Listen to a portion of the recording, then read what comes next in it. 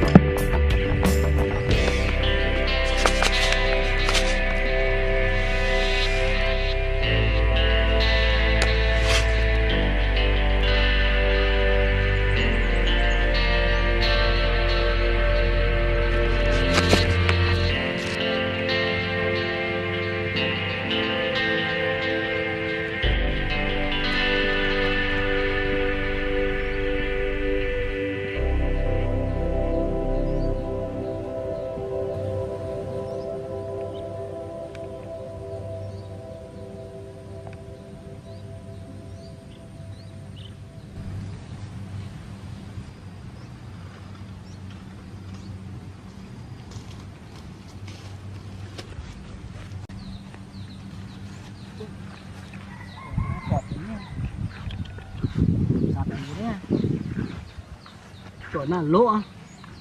Ý, chỉ một chọp cát à đó hứa lỗ à?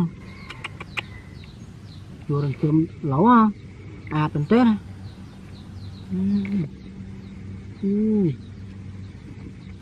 Ôi máu à? À là như các bao lò lớn quá. Chỗ má đã cho bên tết làm kẹo nè. Đi xả đó với mình đang lại vô đằng chấm ấy với. Chú lại nha. À đâu mà có báo nè. Ý, lá nha, lại nhiều với nha chú là, anh chạy đi xả ra nữa nha, muốn không? Ý, chọp mà chọp má vô liền nhiều với nha, liền lại với nha, nấu à, còn có ra mà đạo tiếp.